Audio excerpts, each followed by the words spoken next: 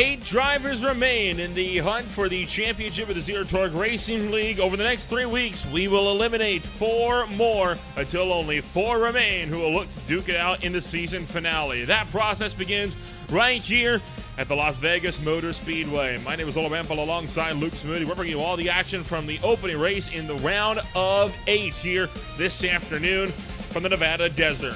Lucas, we swing out to one of NASCAR's racing capitals, the home of not just an NHRA quarter-mile drag show, but also the dirt track at Las Vegas, and of course, the bull ring at Las Vegas. Today, though, it's the crown jewel on the premises, the 1.5-mile tri-oval that is going to look to give us all the action we could possibly ask for here on what is going to no doubt be a fantastic Friday night of racing to kick off the round of 8. 100% Nolan. This 1.5-mile track always provides really great racing, especially in this next gen car that with the right temperatures, if the track is cool enough, can be taken flat out. We can see some really good heavy pack racing if we are lucky enough to see that. On the screen now is going to be your 8 players that made it to this round of 8 here. It is the Ivies that both kick off and bookend the round of 8 here this afternoon. TJ Ivy runs into this round with the lead, finally knocking Robert Tester off the #1 spot, entering one of these playoff rounds. Everett Stewart hot on his heels, though. Robert Tester 15 points at the good, so the top 3 already have a relatively good getaway, and that means it's going to be a mad scramble for that final place. Right now held by Jamie Lee Dunning, but only by a mere 4 points. Chris Mackey also within 15. So is Joshua Siegfried. And then Douglas Ivy brings up the rear. So 4, make that more about 5 drivers going to really need to have a good race to get themselves back up with the top 3. Yeah, not to mention that 1st to 8th is separated by only 38 points. And that is a very tight margin. That might sound like a lot, but in NASCAR terms, that is less than a race worth of points. So it's a really fine margins here in the playoffs, and especially throwing into these stage breaks. You get 10 points at stage 1, 10 points at stage 2 if you're the winners of those stages. There are a lot of really good points on the line, and every single one is going to matter. It is only 4 races to go, including tonight. Las Vegas Motor Speedway, one of the fastest 1.5 miles on the circuit, will be the race this afternoon. Next week, it's the longest track left on the schedule, Auto Club Speedway, and then it is going to be a bare-knuckle brawl at the Martinsville Speedway 1 week after that to close out the round of 8, entering the Homestead Miami Speedway, a true test of endurance to kick off the month of March with a 300-lap brawl. That is going to be quite the treat indeed. But right now, we are here in Nevada, and this track has widely been regarded as one of NASCAR's fastest racing venues in terms of the 1.5 miles. It's got high banks, and that, of course, means the speeds here are relatively high, but the multi-groove racing around here is second to none. Multi-groove racing, pack racing, great battles. Those are all 3 phrases that I would always 100% use to define next-gen racing here around Las Vegas. It is going to be an amazing show tonight, so make sure everybody should stick around to the end to see who comes out on top of this thing and see all of the battles that kick off here tonight. Of course, tonight's race brought to you, as always, by Ivy Designs, but there's a new contender here as well coming on board. Admin Box will enter as a sponsor to Zero Torque Racing League here this afternoon, and we want to thank them for coming on board. There are several promo codes you can use in the description of this live stream to get up to 25% off of your next visit to Admin Box. There are, of course, 3 of them available. Be sure to check them out later on here throughout the course of the afternoon. But I can tell you right now, this race is looking to be a hot one today, and you could tell just by the track temp, right? 110 degrees Fahrenheit. That's going to be quite the challenge for drivers to race under this afternoon. Yeah, it's t-shirts and shorts for all of the members in the audience here tonight, because that is a hot atmosphere and an even hotter track temp. 110 degrees Fahrenheit will make it really hard for these drivers to find grip around this track, and only the best drivers that can utilize this lack of grip the best are going to be able to come out on top tonight, especially overheating your tires. You're going to have to be super careful, especially with your rears and these rear-wheel drive next-gen NASCARs here. you really have to be careful not to overheat your rear side tires. And it's time to get a rundown of who is going to be starting where for racing action here this afternoon. Started on pole position, it's going to be Evan Stewart for HB Racing. He starts alongside Austin Guerrero, knocked out in the last round. He will run second by just 9,000ths of a second this afternoon. Robert Tester looking to start his round of 8 off strong. Same story for Chris Mackey. Mackey, one of the drivers on the outside, looking in with row 3, holding Ethan Farless and Douglas Ivey. One of the other drivers right at the tail end of the points, and he also needs a good day to get himself back into contention. Ted Gamble and Jamie Lee Dunning, 7th and 8th place here this afternoon with the likes of Akari King Wright. First driver out by only 4. He is starting alongside Brian Matthews. Starting tonight's race in 11th is going to be Ron Malam, and alongside him in 12th is going to be that 7 of Samuel Longworth. Just behind them in row 7, we're going to have the 85 of Dave Shively, and alongside him, it's going to be that 45 of Jonathan Dominic. Starting tonight's race in 15th, it's going to be that 2 of Joshua Siegfried. A little bit more down the field than I would have expected that 2 to be, especially for being a playoff driver, but alongside him is going to be that 4 of Eric Morton. Then looking into position number 17, it's going to be that 82 of Daniel Molinari, and alongside him, the 87 of Blake Hewlett. Rounding out the top 20, it's going to be the 707 of Rick Axel and the 23 of Frank Chavez. And then back at the field, headed up by Stephen Blevins and Dean Howard to cap off a 22-car grid here this afternoon. Now, Lucas, the big story entering today, you would think with GGI being at the head of the points entering this one, he could be in for a good run. But if you remember last week, he was telling us that he is not going to be present for the next few weeks, and he is going to be returning in a must-win scenario at Martinsville. So that's the second place of the points is going to be blown wide open here by the end of the afternoon, and that is going to lead to, I think, quite the ruckus here in these opening 2 rounds. Yeah, and that'll put Ivy in a position to have to pull off absolute heroics over there at Martinsville. I mean, stuff similar to what we saw Chastain do just a couple years ago is what we might have to see out of TJ Ivy. But looking for this race, I'm looking at that number 33 of Douglas Ivy, starting this race in 6th place. A really, really good qualifying effort for him. And he's 14 points from the good and dead last out of your top 8 playoff drivers. I think he's going to have a really fantastic race tonight and either win and lock himself into that championship 4 or pick up a lot of points by finishing in this top 5 and catapulting him up the order. I'm banking on the 33 here tonight.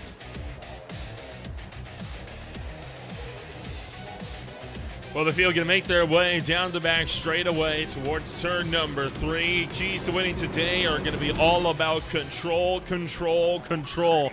Back end tends to get very, very light around Las Vegas Motor Speedway, in particular out of turn number 4. We have seen that time and time again throughout the early months of 2026, and it is expected to be no different here this afternoon. So Evan Stewart will be the one to lead this field to the Echo Park Restart Zone. The iRacing pace car going to pull down into pit road. And we're happy that you are joining us for more racing action on Green Flag TV. Green Flag is in the air, and we're underway for the round of 8.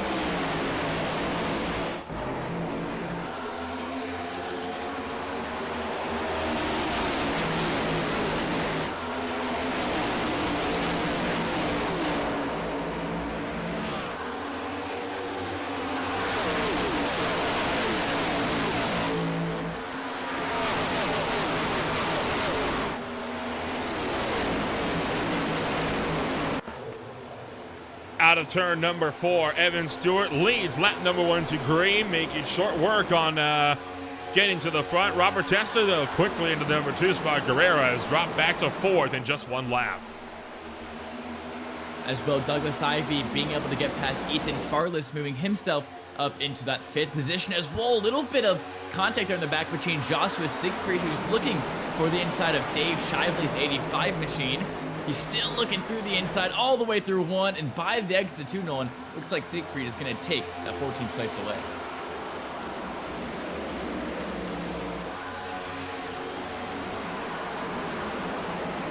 Evan Stewart, fastest lap this time by, but not for long, because here comes Robert Tester making the charge up top, and just like that, Depends on number 22, looking to take away the lead early on, and not a whole lot that Stewart can do, but watch as Robert Tester leads the way around the outside and is into the lead of this race. Yeah, and right there, Stewart just unfortunately let Tester have that outside line, and once you have that outside line around Vegas, it is almost impossible to try and keep that position, and that's kind of what happened to Stewart there. Tester was able to get to his left rear quarter panel, completely take away that outside line, and from there, just able to completely drive around it. Here we go, Samuel Longworth in that 7 machine, falling back a couple places. Lost a position to Gaxel and lost a position to Molinari as well. Let's take a look at what happened here. You see he's up at the top here. That's Jonathan Dominic's in that 45 right behind him. He's gonna come down the track and ooh, big wobble, but good job from the 45 to keep it out of him. And the Tier 1 Motorsports number 7 did go up and catch a piece of that outside wall. It doesn't look like the damage is too bad, though. Probably just some overheated tires. He'll be able to reset that and get it back rolling forward. Try to look to the inside of Frank Chavez. Might just try to find some clean air, though. Malam around the outside of Siegfried picks off the number 2 and puts himself into 11th as the field continues on. Yeah, and now that Tester has gotten that lead away from Stewart, he's putting a half a second gap on Evan Stewart there, as Stewart is kind of very much being pressured behind from Chris Mackey, who's just 0.2 of a second behind Stewart now. And Chris Mackey is one of the drivers who has had an absolutely amazing form these past 3 or 4 races now. When you think about it, the win at Daytona, the second at Texas, Chris Mackey was one of the drivers that came into that round of 12 absolutely swinging away and is delivering again here tonight with being up there in 3rd place at final podium position. Joshua Siegfried now looking for the move down the inside of that flaming hot Cheetos machine of Blake Hewlett.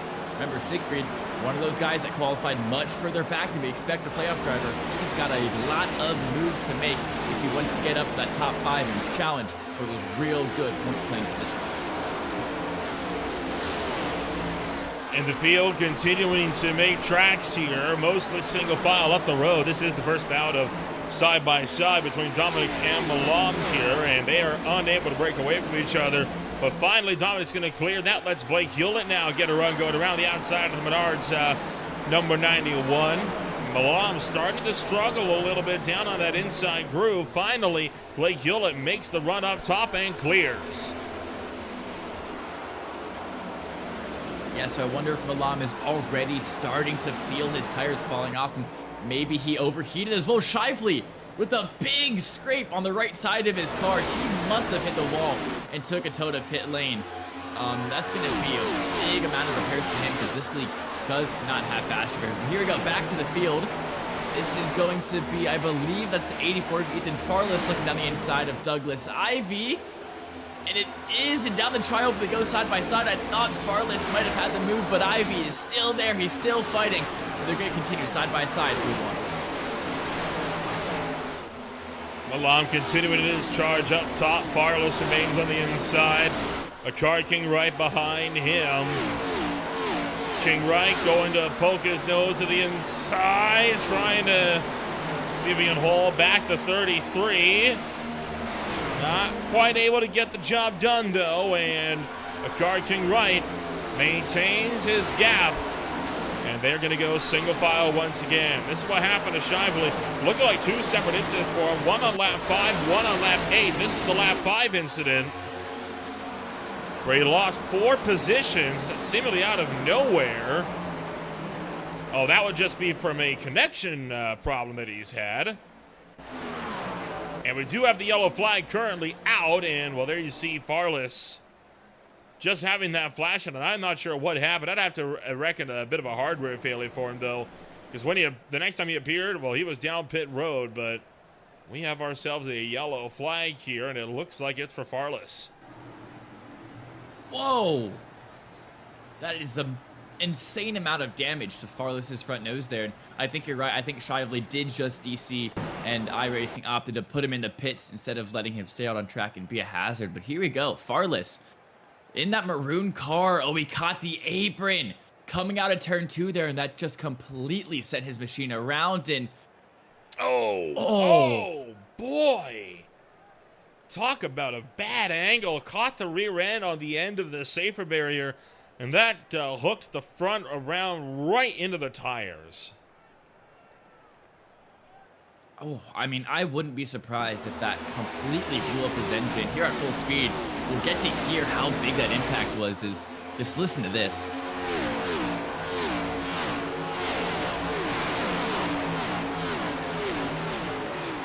Slides back out onto the racetrack. A real tough break for him there. This is going to be the look on board with the number 84. Here we go once again, just catches the apron coming out of tube and never able to fully recover. And this hit is, oh yeah, I mean, you can hear that. That's going to be definitely engine damage for the 84 machine. I don't know if he's going to be able to get that repaired in time, in a timely manner at all. If he gets it repaired, he'll probably be about 10 to 15 laps down by the time it's done. And we have a whole hornet's nest coming off of pit road now. The entire field in, except for Blake Hewlett. Now, they have not pitted for tires. This was a fuel-only stop for every driver except for Farless, who remains in pit road, and for obvious reasons on the Buffy's Swag Shop number 84. Tough break for Fearless Motorsports, and that's going to be quite a lot of repairs. There's a reason why they have safer barriers and tires on the inside of that racetrack, and well, right there, you saw exactly why. Yeah, I mean, just think about how much speed that he was probably carrying coming out of that corner there. I think roughly, it's been a while since I've driven this track, but probably anywhere from 160 to 170 miles an hour is how much speed Farless is going to be carrying out of that corner, and that is just a massive amount of speed to be hitting a wall at. I mean, you think, like, most accidents that happen on the road you're going about 30, 40, 50, and that is a big impact. Like, you are feeling that. That is hurting your car. Imagine hitting a wall going 140 to 150 miles an hour. It is just insane, the amount of speed you carry here at Las Vegas, and it just makes sense why they have to be so cautious with those inside barriers.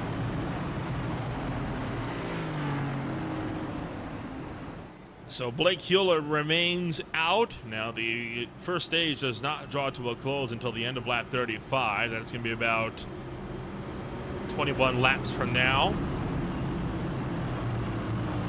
And so Hewlett with the opportunity to see if he can't come out here and maybe pull off a bold fuel strategy to try to see if he can take some stage points away.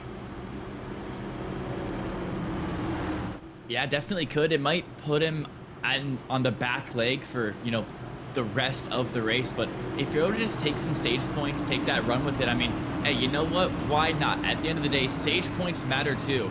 And sometimes getting them is more important than putting yourself in a good position for the rest of the race. It just kind of depends on what you're playing for here.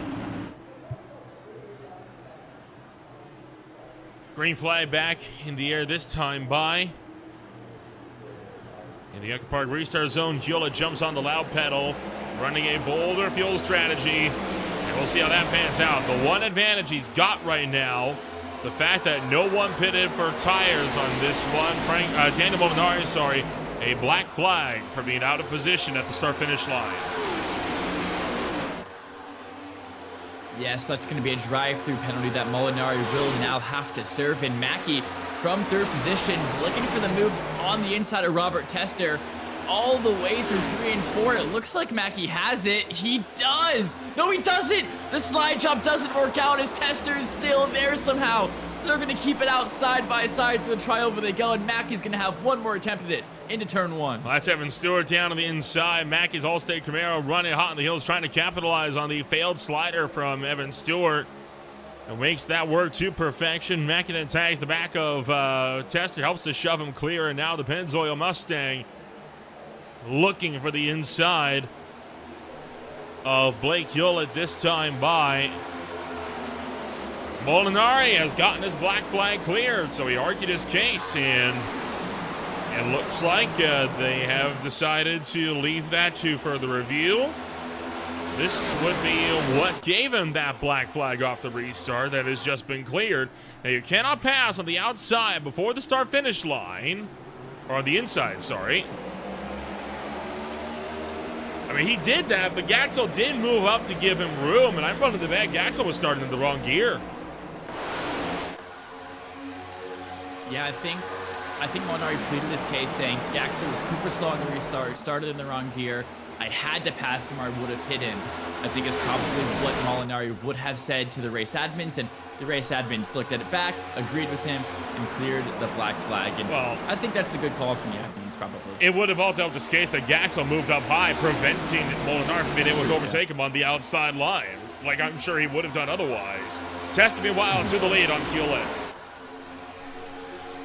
Yeah, Tester did get around Blake Hewlett there as we were watching that restart back, and now that Tester has the lead, we kind of saw what he did in those first 10 laps. He's just going to slowly build that gap from Hewlett, from Tester, and from Hewlett, from Stewart, and just lap by lap, bit by bit, extend that gap while at the same time saving his tires. And now that Hewlett has lost the lead to Tester, it looks like Stewart and Mackey and these guys behind, they might also start getting interested and making this pass on Blake Hewlett, and he's going to be under attack from a lot of really, really high caliber drivers very, very soon here. As Stewart looking for the top. Looking up high, Blake Hewlett sliding up and fences Evan Stewart. That moves Blake Hewlett down the track. Chris Mackey takes advantage, goes 3 wide in the middle and takes 2 for 2. And that has completely stacked up both Akari King Wright and Jamie Lee Dunning, the 2 playoff contenders that are separated by only 4 points side by side.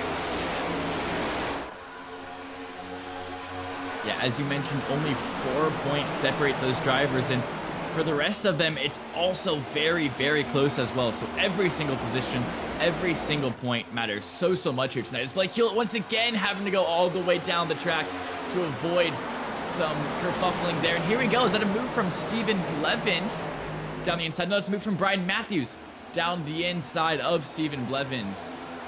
As they're going to be 2x2 here as Matthews looking for the inside of Blevins, and Guerrero was looking for the inside of Ivy. But for the time being, Matthews still not able to get anything done here on the 51.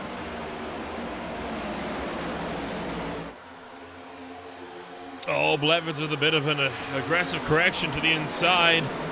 Brian Matthews trying to go up to the high side. Jonathan Dominics remains down low. Dominic's one of the playoff contenders, or former playoff contenders, a little bit boxed in here. Not finding much momentum to try to find his way through. A lot of squabbling right now in the midfield for these positions throughout the top 10. Yeah, and that makes sense because a lot of these drivers that are in the top 10 are playoff contenders.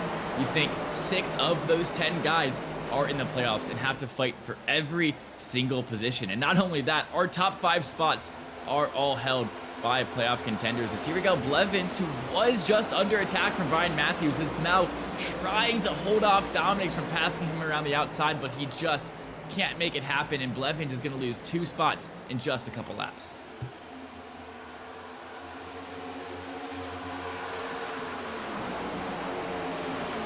Once again, Matthews looking to the inside of Ivy on this deal. Hewlett and Guerrero will continue to fight side by side for 7th. We got fighting started to develop just ahead as well. We're looking almost for 3 wide for the 3rd place spot. Mackey, Dunning, and King Wright all under a blanket. Now they are 3 wide coming off of turn number 2, and Chris Mackey just caught the wall. Yeah, it looks like Mackey caught the wall. Lee Dunning had to check up a little bit, and because of that, Akari King Wright in that one machine, that 21 Pilots fan, of course, able to split the middle of 3 wide and take away that 3rd position. Let's take another look at this is Evan Stewart now and Robert Tester. This is the pass that sees him into the lead. Tester had to lift out to avoid running into the turn 2 wall, giving Evan Stewart a pretty easy charge at the lead. It looks like the fight for 3rd going to go nowhere. They're going to get single pilot out. We'll jump back up to that if it develops further. But meanwhile, all the action once again for about 7th on back. Yeah, Blake Hewlett, that started this restart from the point in first place, is now starting to fall back bit by bit as he already lost those top 6 positions to Guerrero, Mackey, Dunning, King, Wright, Tesser, and Stewart. And now Jonathan Dominics is going to take another position off of Blake Hewlett as he's looking for the inside of him into turn 3, and he might already have cleared him into 4. He is already clear. As here we go, Joshua Siegfried looking for that hard charge reward on the day, up into 11th now.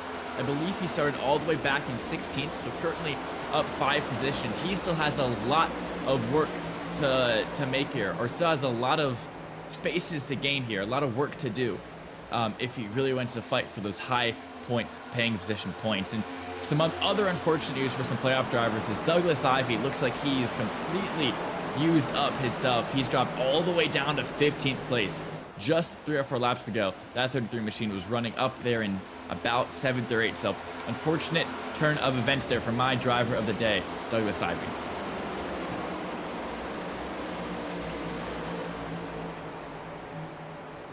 And trouble as Robert Tester has clobbered the outside wall, something fierce, and that car starting to tumble down the order. There is no caution for whatever has happened to number 22, and doesn't even look like there's a lot of damage to that machine. So I don't know quite what to make of this here. Let's jump back, though. Find out what.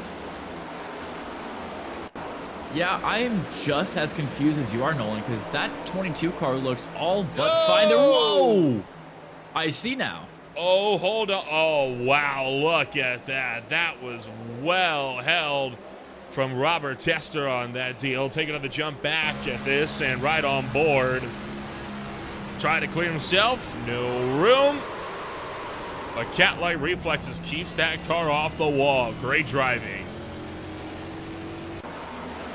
Yeah, good job for him to save that, keep his car pointed in the right direction, and keep his car off the wall. But he dropped all the way to 15th or 14th position for that Nolan, down from 2nd to 14th. That is 12 positions that he just he can't afford to lose those points. Not only speaking is he just went from earning 9 stage points in 4 laps time to earning absolutely 0. As it looks like Siegfried looking around the outside of Blake Hewlett further up the pack, and a little bit back now. I believe that is, yes, here we go. That is Samuel Longworth as well, trying to clear from those guys behind us. There's a bunch of battles happening all over the track as Frank Chavez just not able to defend from Longworth on that occasion.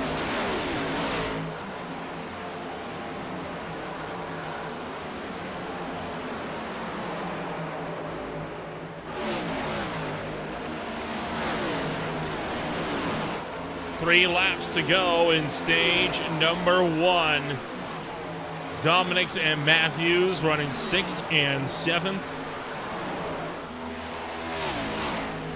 And Matthews trying to see if he can't get that run around the top side of Jonathan Dominics. So far, no dice. Dominics will make that drive to the inside. Matthews up high. And now cross flags in the air, 2 to go.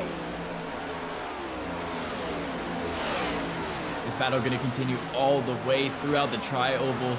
Into turn 1 they go. Dominic still holding that inside line, but Matthews is not allowing him to get the space. He needs to clear himself or go for a side job, and looks like on this occasion Matthews hits the wall. Actually, he had the momentum to drive his way around Dominics, but he clips the wall.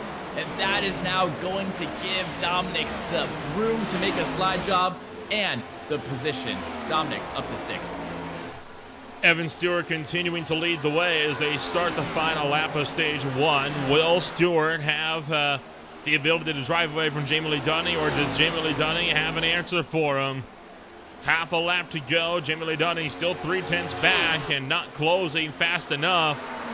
He'll make his way into turn numbers 3 and 4 for the final time, and Evan Stewart wins the opening stage of the night. Easy W there for Stewart. Jamie Lee Dunning comes on 2nd, Akari King right in 3rd, Guerrero 4th, Mackey 5th, Dominic 6th, and the rest of the drivers rounding out the top 10. Yeah, and as the caution comes out, it is just once again another unfortunate turn of events for Tester, as losing 9 stage points with that ordeal with the Akari King, right? And here is your top 10, start to bottom. Nolan already read out most of them. The guys he did not get to was Brian Matthews finishing in 7th, Stephen Blevins in 8th, Joshua Siegfried made his way all the way up to 9th, and Ron Malam going to wrap out your top 10. Big day for Evan Stewart. Yet another Stage 1 win on the cards for him, and his efforts continue to bear quite a lot of fruit here this afternoon, and no signs that he's going to be slowing down anytime soon in this one either. We're going to take ourselves a quick step back. When we return, racing action continues on Greenflight TV. Stay with us. We'll be back in a moment.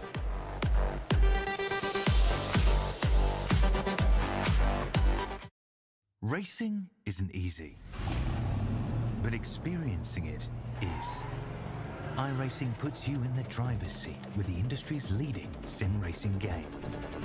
Drive on laser scan replicas of the greatest racing circuits from around the world. Go head-to-head against other drivers chosen by skill-based matchmaking to ensure competitive racing at every level. Compete across all your favorite series. In officially licensed cars, engineered to deliver the most accurate driving experience possible.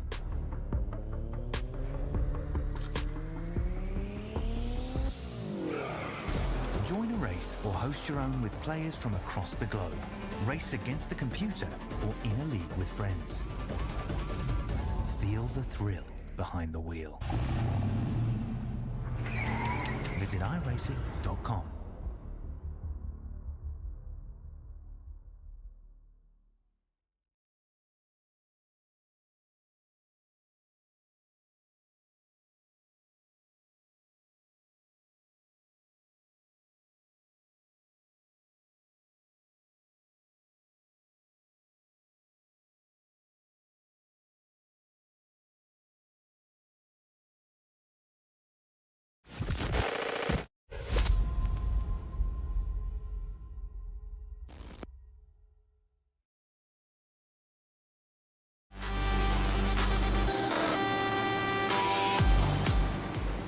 Welcome back to Green Flag TV, where we are getting set to return the green flag race. You just witnessed the entire run of pit stops, and Evan Stewart, first in, first down, 4 tires in field as the call through the field. No surprises there. Status quo for the time being as we end out stage 1. And I 100% agree with that call from Stewart, and most likely most of the field here tonight. I think it is way too early to go for anything less than 4 tires. I think 0 is a complete throw, and you're just trolling your race, throwing it away. And 2, you might get a lot of track position, but this early in the race, when you still don't know what's to play for, I think it's just not a good decision. So I'm glad that all of the drivers agree with me. They're taking 4 Goodyear tires and Senecal fuel, and they're going to get back out there on the racetrack and race hard for stage 2, which will end at lap 65. So in just 25 laps, we're going to have stage 2 ending.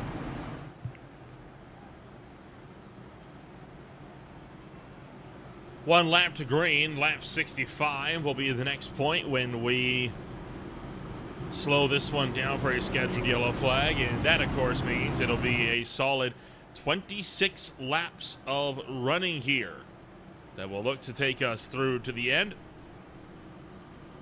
And so we are gearing up to go right back at it.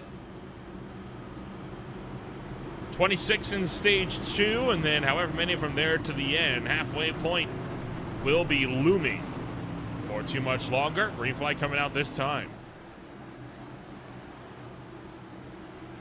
As you see Mackie swerving up and down the track here, he will be restarting in 4th position alongside Mackie. It will be, I can't quite tell, it's Sakari King Wright running a different paint scheme for this week, but guys ahead of them is who we're going to be watching. It's of course Evan Stewart going to be leading us to the green flag here. They enter the Echo Park restart zone, and the green flag is out, and stage 2 will now start. Stewart gets a really, really good jump on the rest of the field.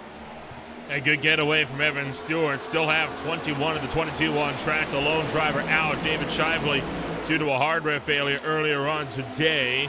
Jamie Lee Dunning up several spots, trying to make a run up to the high side, trying to make the move around. And little boy, look at one drive, ripping the wall. We got trouble behind. One car turned backwards into the fence. That's Dean Howard along with Daniel Molinari. Caution is out. And we didn't even make it a lap that time by to kick off stage 2. Yeah, I think back to the pack just couldn't really quite get settled there. As you saw at the front, it was all nice and settled, almost single file for a lot of those drivers. But as you saw, that 9 of Dean Howard, that 82 of Daniel Molinari going to be making contact on that first lap. Let's take a replay and let's take a look at what happened here. Molinari in front of Hewlett with Dean Howard up on top. Let's see, is Howard just going to catch the wall? He does, and he comes back down the track and hits Molinari, which is going to spin him right into the wall. And that's how that one's going to kick off. Boy, tough break as Molinari goes sliding all the way down the racetrack. And winds up coming to a stop on the apron. Right on board here with Dean Howard.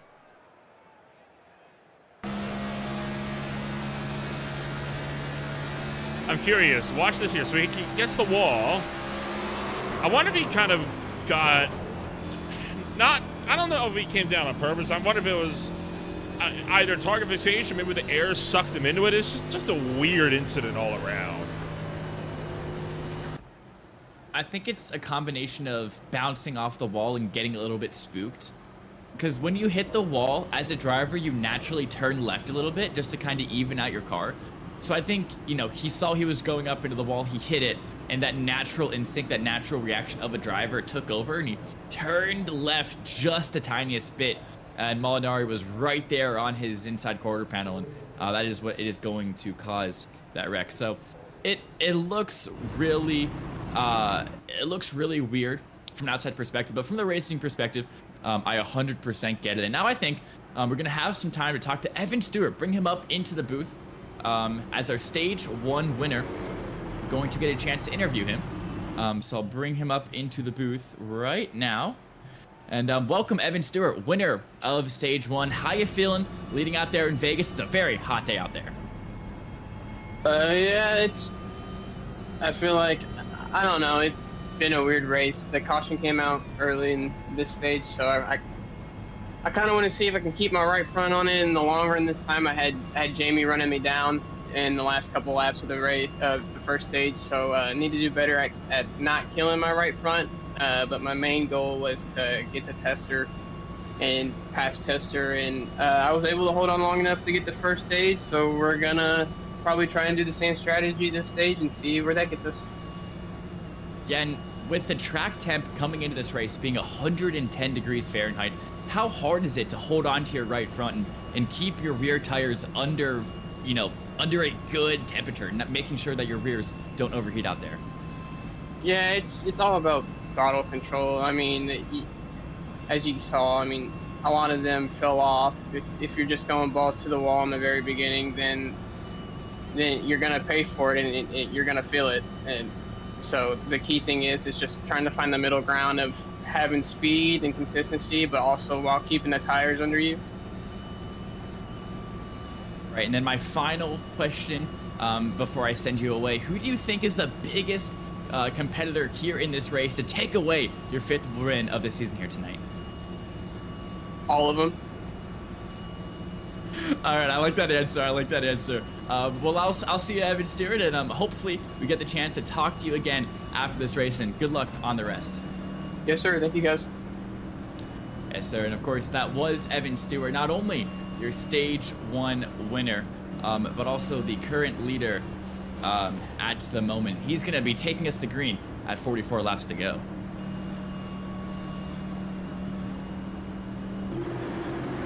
Field will make their way into turn numbers 3 and 4, and we will look to try this again. 22 laps now on the cards as we'll make our way back into the restart zone. Green flags in the air, and we are right back to it at Las Vegas.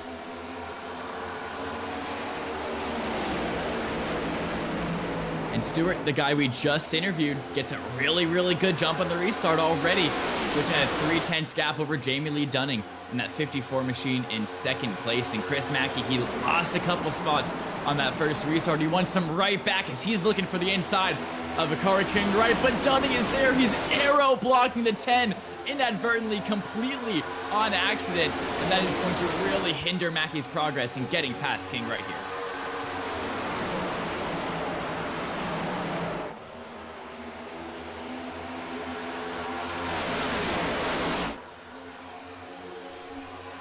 Field getting set to go at it again. Here is Joshua Siegfried down to the inside of Akari King right, and the Menards number 2 pushing up from the inside. Chris Mackey wanting to get a run on Jamie Lee Dunning here down the front straightaway into turn number 1. Mackey, new fastest lap of the race, and that is huge for the Napa Auto Parts All-State Camaro as he continues his push to the front.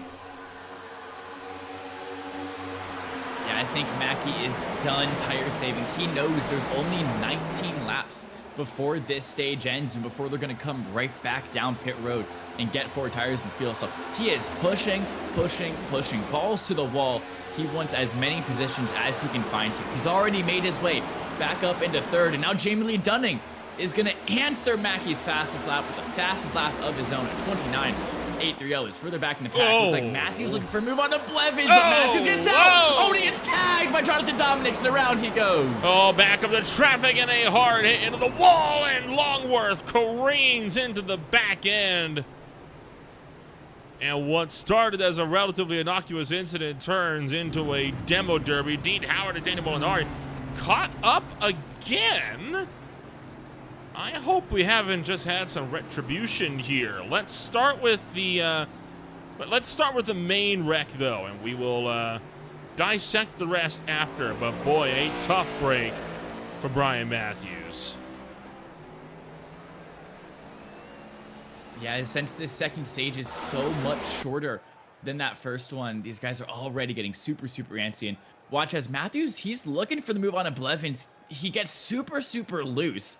And when he tries to come back to the track, he just clears himself on Dominics, comes down, makes contact with Tester, and in trying to save it, he gets it right back up on the track, and it's going to be the contact with Ted Gambill that puts him into the wall. Oh, and Longworth. Wow. Yeah, that hit from Longworth really did both cars in. They are both completely junked after that. Nothing Longworth could have done. He was caught in completely the wrong place at the wrong time. This is a look at speed here.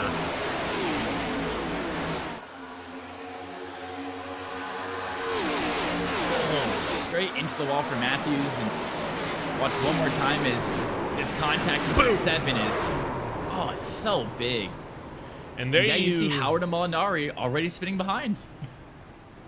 Yeah, I'm not sure what is happier to. I mean, Daniel Molinari, he did come to a stop. May have been attempting to redress. Let's take a look.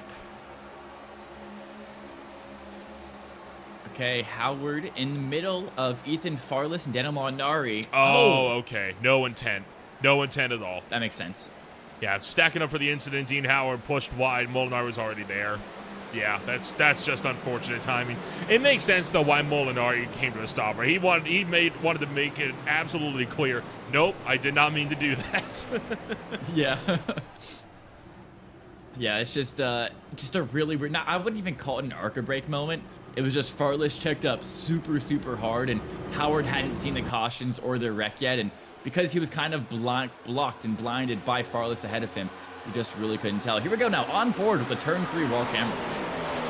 And right up to the outside wall, and boy, there's not many ways for you to really get an appreciation just how fast they were flying in there before you see it like that from up close and personal.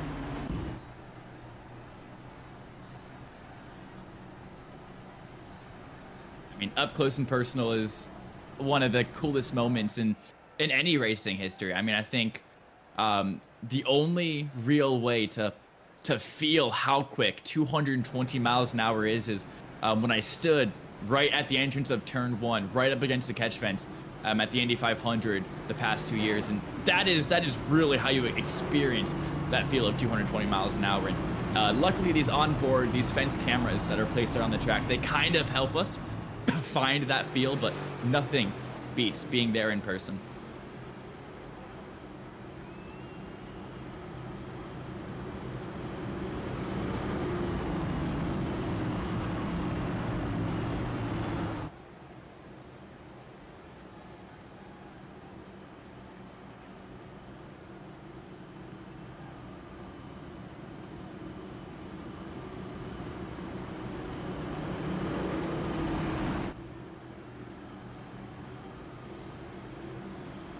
Working our way back into turn number 3, 15 laps the distance in stage number 2, and it is looking like second stage will be a race of attrition here this afternoon.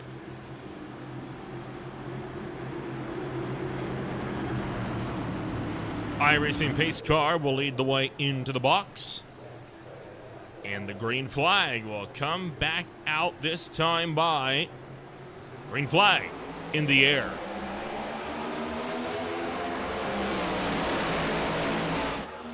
Green flags waving, and these drivers are already heavy on the right foot down. And once again, Stewart, it's a really, really good jump. And Mackie now able to find the inside of Jamie Lee Dunning and moving his way up into second place. We know that he is really, really looking for positions and driving the tires off of that thing right now. He is going to be looking for the lead very, very shortly. As further back in the pack, Eric Morton on the inside of Ron Malam is going to be 3 wide as Tester is up into the wall on the outside. He's going to lose a couple of places on that, as Ivy still looking for the inside of Malam.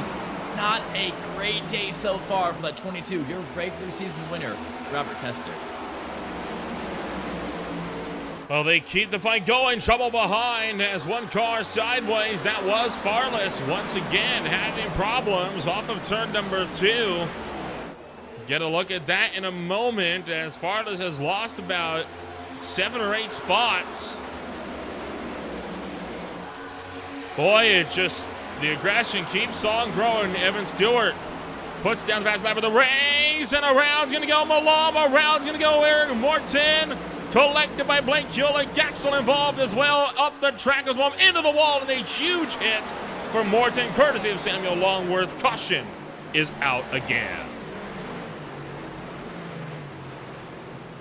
And this on again, off again racing just kind of continues here. And that style of racing is so tough on drivers because you are never able to truly get in the proper racing mindset. And here we go.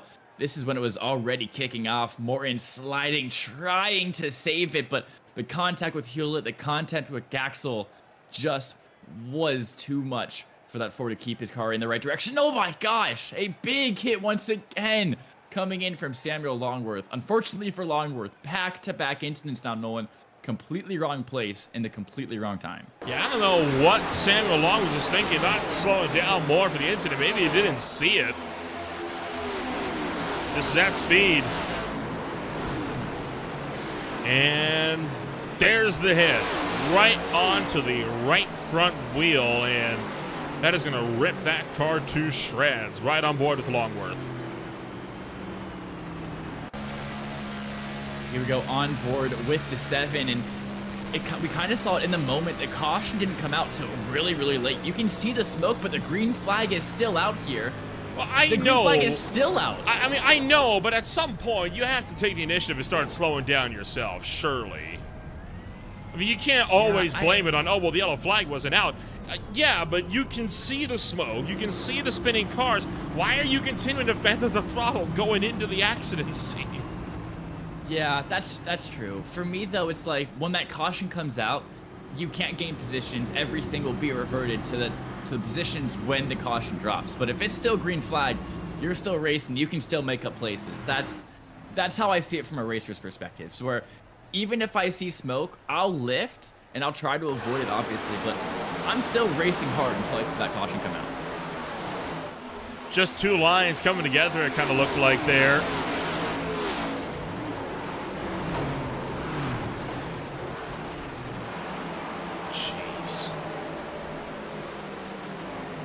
It's what, the 3rd or 4th caution now in this second stage of the night?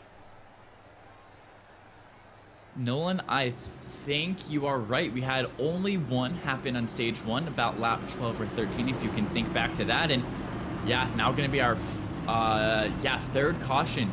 It is going to be now here in stage 2.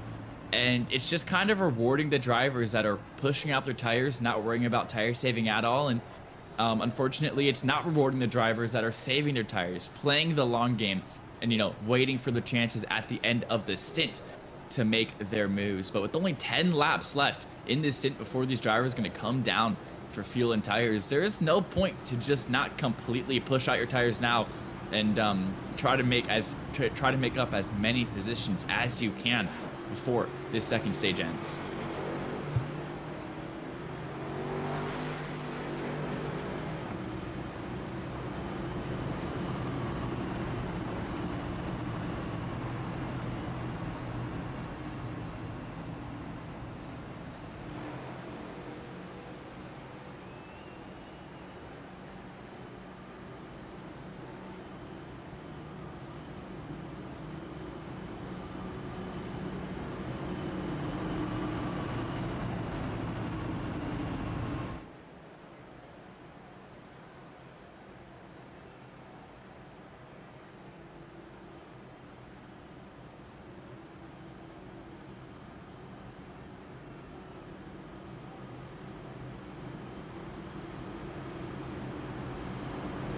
Field will come around for turn numbers 3 and 4.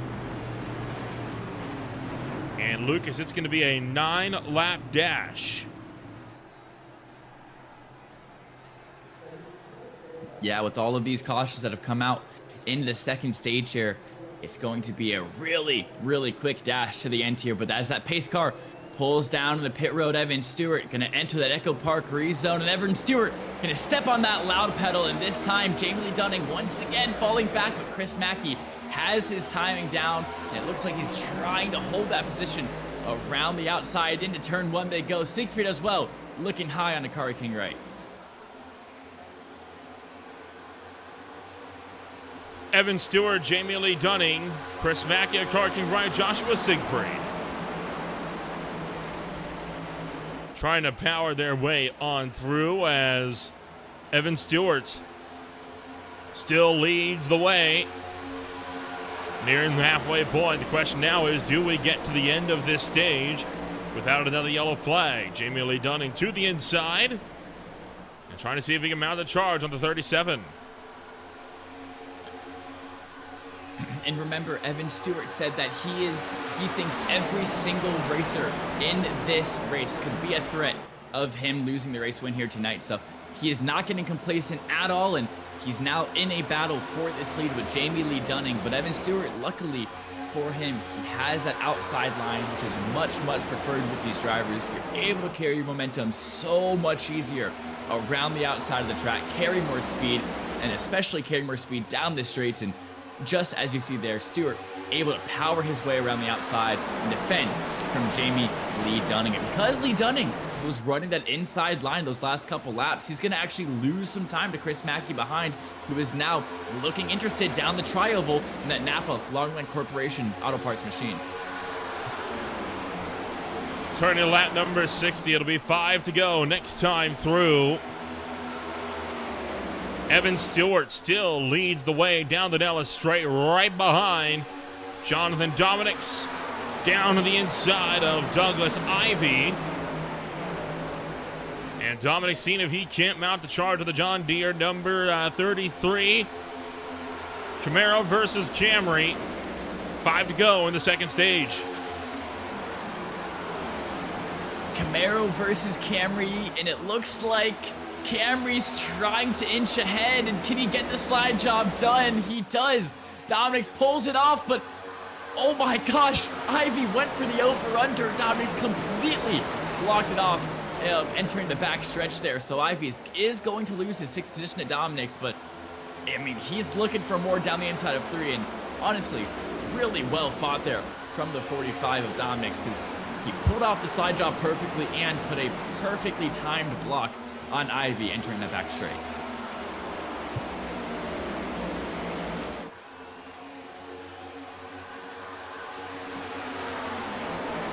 Under 5 laps to go. Yellow flag now would put an early end to the second stage here. And these drivers, seeing if they can't make these last few laps run it out green. Joshua Siegfried now has a car. King Wright on his inside, and the fight for fourth will be drawn to a quick close as King Wright and Siegfried continue their strong momentum as the number one trying to go down the inside of the number two. He's got it now. Siegfried trying to challenge back with 2 to go. Yeah, Siegfried trying to find something there into turn 3, just not able to. Akari King Wright looks like he has too much pace here for Siegfried to answer. And of course, Akari King Wright looking for his 3rd win on the season, previously winning in Iowa in the first round of your round of 16 and in Dover. That was, of course, thinking all the way back to round 2 of the regular season. Further back in the field now, a 3-car battle for 7th place, trained off by Douglas Ivey. Looks like he's got Blevins, Guerrero behind, as well as Farless and Molinari. So this 3-car battle has turned into a 5-car battle as Douglas Ivey looks like he might have used up too much of his stuff trying to get up to 7. Looks like he might be falling off the pace, but here we go. Last lap here in stage 2, Evan Stewart leading the way, but 0.2 of a second behind is Jamie Lee Dunning. He's gonna look high, see if he can find something off the exit of 4 here, see if he can take away this stage 2 win from Evan Stewart. Not going to be able to find it in Evan Stewart. He's the winner of stage 1, and he'll bring it home to win stage 2 as well, as Jamie Lee Dunning rounds it out in 2nd. Chris Mackey gonna round it out in 3rd. And so another stage is brought to a close. It's Stewart from Dunning, from Mackey, King Wright, Siegfried, Dominics for the top 6. Guerrero, Douglas Ivey, Stephen Blevins, and Ethan Farless will round out the top 10. But boy, oh boy, quite the drive that we were having here this afternoon.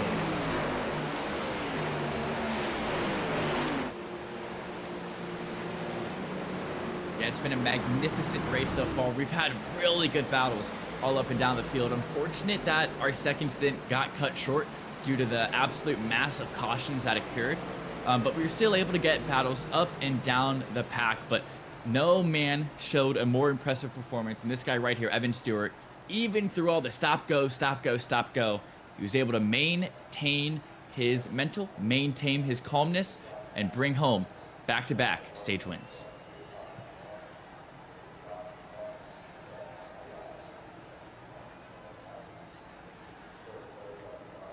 Yet another win for Evan Stewart here for HB Racing on this one. A good solid drive for him as he is going to look to bring the entire field down pit road here once again. And I can tell you right now, though, we are in for one heck of a stage 3 if that 2nd stage was anything to go by. And of course, more big news on Green Flag TV. The CIL 500 is almost upon us. On February 26th at 9 p.m. Eastern Time, one more driver will look to add their name to the list of drivers who have been able to kiss the virtual brakes of the historic Indianapolis Motor Speedway. Not only can everyone watch this race live on Green Flag TV, but any college student or alum can enter this race. If you want to find out how you can enter this event and win a share of the $100 prize pot, scan the QR code on your screen or visit collegiateiRacingLeague.com for more information. Tonight's race has been brought to you by Ivy Designs. Look fast, drive fast, that's the motto. Ivy Designs have been creating top-tier graphics since 2018. From custom logos to the sharpest iRacing paint schemes on the grid, they are the go-to for sim racers who want to stand out. Level up your livery with Ivy Designs today. Ivy Designs on Facebook and Douglas Ivey, Ivy Designs on X and Douglas Ivey on Facebook. And as well as that, this race brought to you by AdminBox. Get up to 25% off of your next purchase with AdminBox by using one of the 3 promo codes in the description of this feed. Well, we're looking set to go back to Green Flag Racing for too much longer. Blake Hewlett has stayed out, and boy, that's going to create quite the shakeup at the head of the field. Yeah, once again, Hewlett opting to stay out and, kind of offset himself for the rest of the field, go for an interesting strategy, and just try to see what he can do to put himself in a good position to win this race or at least finish highly. And as well, the other shakeup, Evan Stewart, a little bit slow out of his pit box. He's going to drop from 1st all the way down to 4th now. And I guess 3rd of the guys that came down pit road, and he's going to get passed by both Jamie Lee Dunning and Chris Mackey here. And as these drivers line up double file, it's going to be 1 lap to green and 1 lap before we kick off this 3rd and final stage. It's going to be a 70 lap shootout from here to the end. So we still got a lot of good racing here tonight.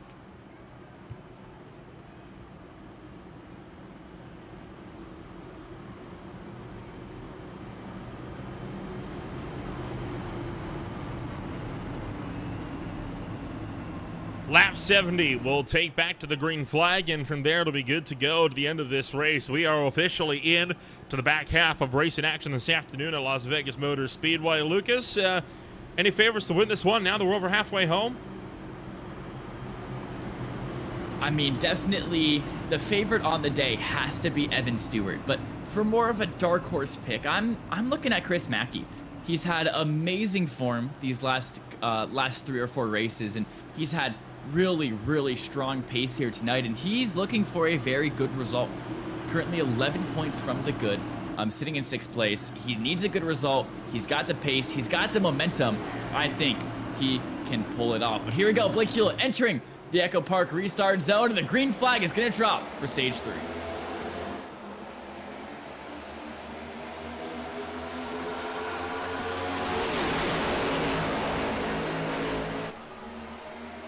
Blake Hewlett with a 15-lap disadvantage on tires. A Car King right, Chris Mackey, Joshua Siegfried will be the top 3 this afternoon. Now you've got Jamie Lee Dunning, that 54 car, trying to make a run to the high side. And Evan Stewart taking to the apron to try to make it 3 wide.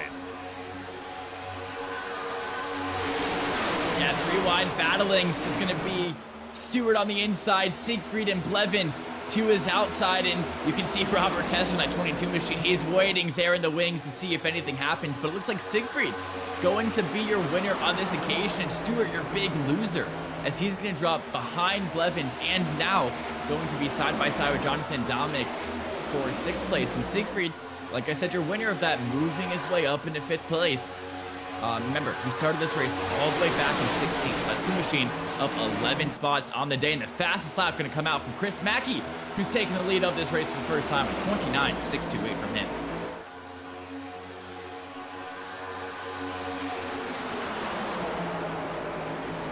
A Car King right down to the inside of Blake Hewlett. Jamie Lee Dunning hot on the heels of the number 1, and boy, leaning on that back bumper all the way through the tri-oval. That gets a Car King right a little bit loose on the front stretch. They hold it though, and Chris Mackey using all of the chaos behind to start to gradually pull away. Yeah, and this chaos is being caused by Blake Hewlett on 15 lap older tires. It's gonna force 3 wide battles between these guys, and just really awkward overtakes that a Car King right, Jamie Lee Dunning, Blevins, all these guys behind are going to have to pull off. As you see, both King Wright and Jamie Lee Dunning opting to look for that apron to see if they can find their way around Hewlett. They're both gonna look for it into turn 1. A Car King right pulls it off, but Jamie Lee Dunning might have gone too deep into the corner, as he has lost a lot of momentum on the exit. And not only did he not get the move done on Hewlett, it looks like he's going to be under attack from Joshua Siegfried now, going into turns 3 and 4. Lee Dunning still not able to manage to get past Hewlett. Evan Stewart continues his run down low. Dominics and Guerrero trying to get a run up on that outside line, as Robert Tester gets set to make some other moves, and Stewart unable to find a way through this field to get back to the point after losing the lead in pit road. Yeah, we saw Stewart have so much pace here up at the front of the field, but like when you're in clean air, you're gonna naturally have more pace, and the hardest part about racing sometimes is getting your way around these drivers and driving in that dirty air. It's much harder to do than clean air, but it's actually made a 3 wide battle right in front of Stewart. Guerrero on the inside. It's, I believe, Dominics on the bottom, and Blevins on the top as Guerrero has to back out of that move entering 3. And coming out of 4, Blevins going to be your big winner through the tri-oval. He takes away 6th place. Under 60 laps to go. As once again, Dominic's charges the inside, but Austin Guerrero sliding up the racetrack, going to continue to keep that momentum up high. And Guerrero not letting Dominic's take this one easily. And these guys have been side by side from about the drop of the green flag in stage 3 here. Side by side they've been, and side by side they're going to continue to be, as Siegfried, he's still looking for Blevins, and simultaneously he's looking for the inside of Hewlett, as well as Hewlett has dropped from 1st all the way to 4th on those old tires, but Siegfried is just not able to find the momentum out of these corners when he uses that inside line, and that seems to be a common issue with all of these drivers. You use that inside line, you lose your momentum, and it's just hard to find it and pick that momentum up again, as Siegfried was looking for Blevins, looking for Hewlett, but now he's under attack from Guerrero, Stewart, and Dominic's behind.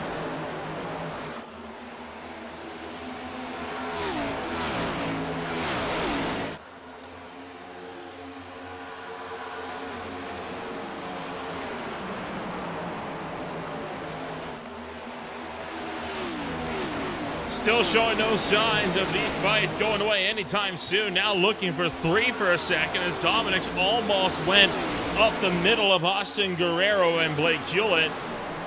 And still, they all remain in lockstep with no end in sight. No end in sight indeed. Here we are now on board with Evan Stewart, as he got a great run around the outside of Jonathan Dominic's, able to use that momentum and try to catapult himself across Blake Hewlett. And he is going to get that move done, as well as, sorry, we are on board with Jonathan Dominic's, not Evan Stewart. That is my apologies there, but Dominic's, anyways, still really, really good, as he's looking for 7th place. Into turn 1 they go. He's still got Stewart on his inside, though, you can tell. Dominic's isn't quite able to go all the way to that white line. The 45 and the 37 going to keep battling it out here. And if I'm Dominic's, I know that I want to put the 37 behind me as quickly as I possibly can, because you're seeing Guerrero, Siegfried, Blevins all ahead of you battling it out, and you want to get up there and join that battle. But first, you got to leave Evan Stewart in the dust and get rid of that pesky driver that's staying on your inside quarter panel. Looks like he finally has got that move done. Up into 6th place goes to 24. The 45. Oh, one car caught the wall coming off of turn 2. May have been Blake Hewlett. Hewlett now to the outside of Daniel Molinari, looking for the ability to clear. Not quite clear. But boy, it's going to be a bit of a tight order here as Hewlett tries to slide his way up the racetrack. And oh, now we got Malam catching the outside wall from behind. And Malam taking a long drag on that turn 3 wall there, as he's going to probably have a slightly scraped up right side coming off of that corner, as Siegfried now still side by side with Steven Blevins. He is going to get that move done pretty easily. No, he's not. It looked like he had the space to find it, but not able to get it done. And behind that, it's Jonathan Dominic's on the inside of Austin Guerrero. So we're 2 by 2 here. Battle for 4th, a battle for 6th. And Evan Stewart patiently waiting behind both of those battles in 8th position. This is going to be a 5-car battle now that opens up for 4th place. And that not a lot of playoff drivers are actually in this battle. Only Siegfried and Stewart of these 5 cars are in the round of 8 right now. Whoa, a big lunge to the inside from Dominic's. He's going to have no speed coming off of turn 2.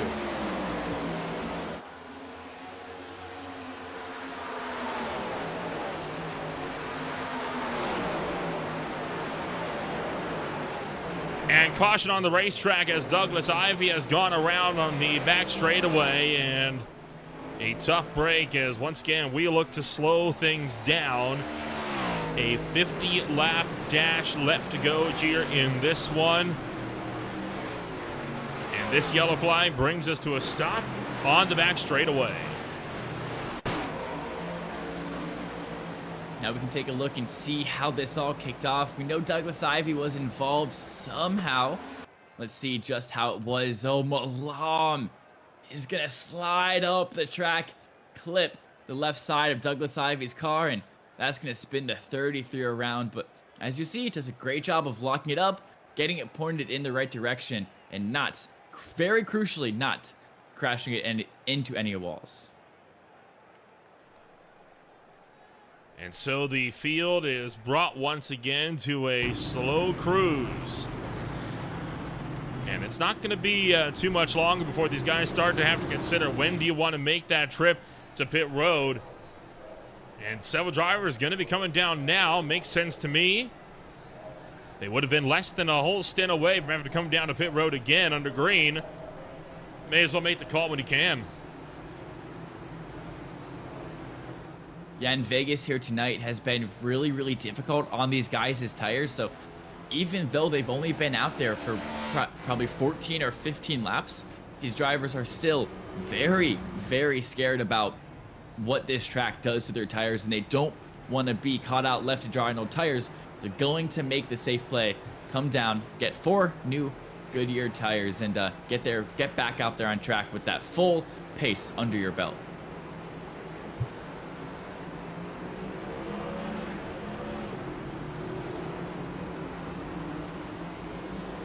Field makes their way back onto the racetrack.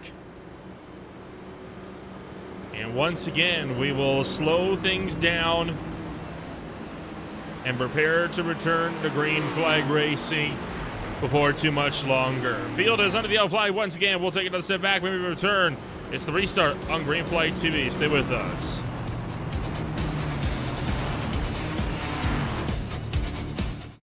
Racing isn't easy, but experiencing it is.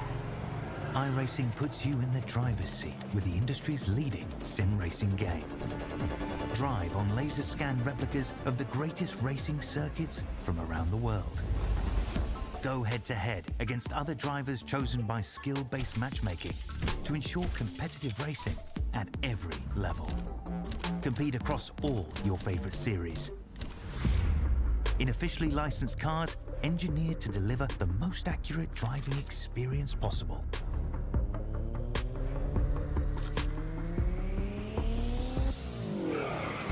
Join a race or host your own with players from across the globe. Race against the computer or in a league with friends. Feel the thrill behind the wheel. Visit iRacing.com.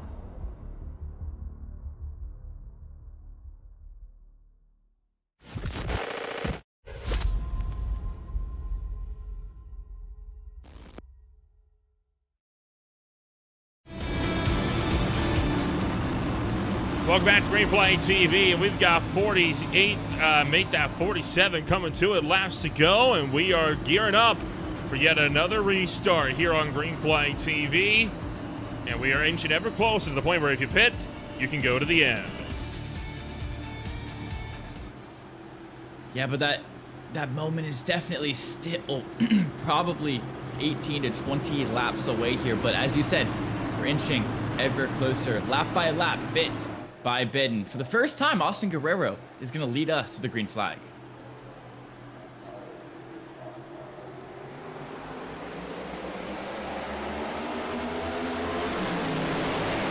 Austin Guerrero, the lone driver that did not come down to pit road, and we once again keep the trend going, Lucas, where if we get a caution, there's that one guy that is going to always stay out. Yeah, that's a common plague, I think, in a lot of leagues, and there's always somebody that likes to stay out on track and just try their hand at a different strategy and see what they can do at the front of the field. But here for Austin Guerrero, he's going to get completely swallowed up as his tires are going to be significantly older than those of the guys behind. And yeah, as you see, already dropping to 4th position now as Jamie Lee Dunning is trying to make it be. But Chris Mackey able to get back up to the point of the race. There's a lot of contact in the wall from the guys behind. I believe it's Hewlett and Farless who got up into that outside wall exiting too. And Bo Siegfried all the way to the high side as we're 3 wide with Guerrero in the middle. 3 wide still. Robert Tester on the bottom. Siegfried up on the top. And Tester forcing Guerrero up the racetrack. Almost into the Menards number 2. 45 of Jonathan Dominic's trying to look for the inside as well.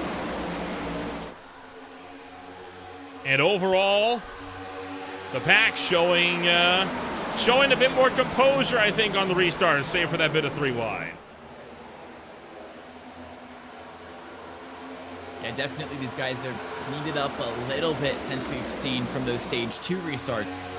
Definitely from then. But yeah, we saw that 3 wide, but that's going to happen when you have a guy on older tires, because not only do you have people trying to battle each other, at the same time they're battling each other, they're trying to pass this guy who's on older tires and much, much slower than the rest of them. So 3 wide just will naturally happen when you have somebody staying out like that on strategy call. Now Tester looking for the inside of Evan Stewart. They almost make contact coming off of 4 there, but Tester not able to find that left rear quarter panel of Stewart. And because of that, he's going to have to stay behind him at least for another lap's time. Look at that, Stephen Blevins going to be the lone wolf of non-playoff drivers inside this top 7. The 51 doing a great job here tonight to maintain his pace and keep up the really good performance in a very, very heavily stacked playoff driver field.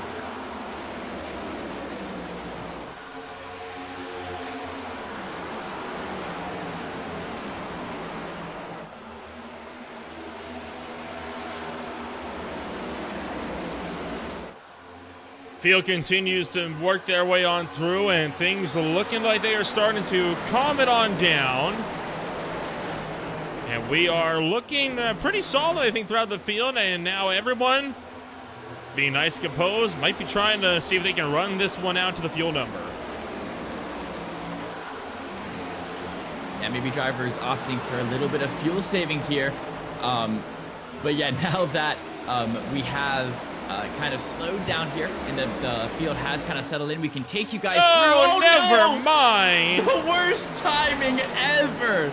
Austin Guerrero and RJ Malam going to make contact. No caution. Coming into turn 3, but no caution just yet. We're going to stay green.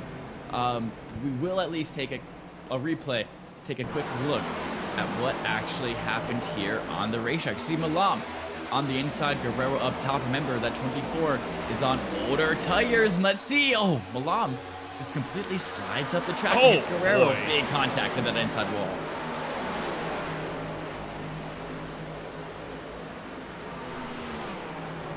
All right, well, now that it has kind of settled down out there and Guerrero is now pulling into the pits to repair that damage. Remember, no fast repairs in this league. We can take you guys through what you can expect from Green Flag TV over this next coming week. It's a very, very busy week, and of course, it's all capped off by that CIL Indy 500 happening on that Thursday night. But let's see if we can get that schedule right up here for you guys. So we walk down and talk about what's happening this coming week. Here we go.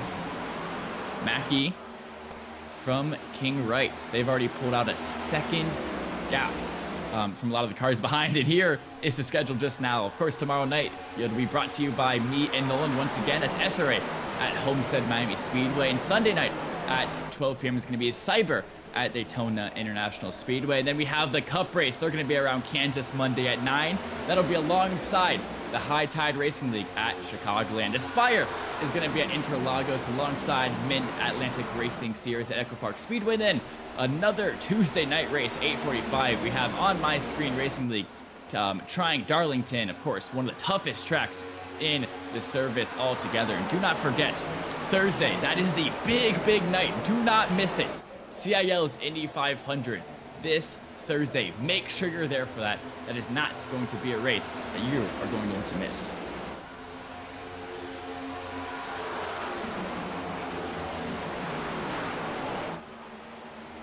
Chris Mackey will continue to lead the way at the head of the field. 35 laps to go, and a car King Wright hot on the heels of the number 10. The gap started to steadily close, and even Jamie Lee Dunning really reeling in the advantage as well. And these guys are starting to pull into Chris Mackey. And we kind of saw it in these earlier stints that Mackey is a driver that likes to push out his tires a little bit more towards the beginning of that stint, go for track position, get that clean air, but might lose it later in the stint. So if Kari King Wright or Jamie Lee Dunning are able to save their tires better than Mackey can, they might have a chance to actually catch up to Mackey and maybe even go for the lead. And as I was talking about that, Kari King Wright gained about half a tenth of a second there just in that last lap alone, before he actually just lost it there, as that gap is kind of just hovering around 2.5 to 3/10 of a second. And yeah, this pack has really single filed out here, as I think the closest battle on track looks to be between Robert Tester and Daniel Molinari. That's of course for 8th and 9th position there, as of course Siegfried and Blevins, it looks like, also having a really close battle, as Siegfried now looking for the inside of Blevins. This is of course going to be a move for 6th position. Out of turn 4 they go, down the tri-oval now. Blevins once again doing a great job of using that outside line to power his way around the outside of Siegfried, but Siegfried diving all the way to the inside. He's got the space for the slide job. Is he going to run back up the track and block off Blevins' run? He is going to, and now Siegfried moves his way up into 6th.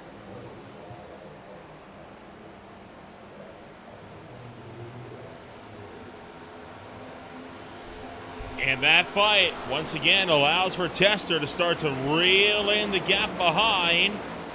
Molinari back to the 9th place spot. Ethan Farless into 10th. Dean Howard, Douglas Ivey also trying to see if they can't pan out a fight from behind. And how about Jonathan Dominics? Further up the road, he's trying to see if he can get that outside working. Dominics has been primarily an inside or a middle lane car today, trying to see if he's got something on the high side though.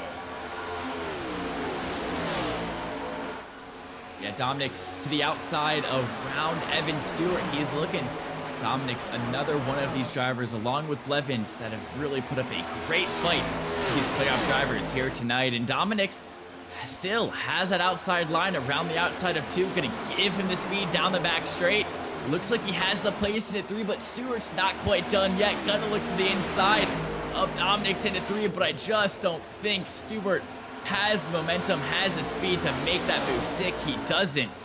And Dominics does a great job to get his way up into 4th place, and it looks like he's gonna start chasing down Jamie Lee Dunning, as he's already to this rear side, to the bumper of Jamie Lee Dunning. Dominics is showing a lot of pace here later on, 30 to go in the race.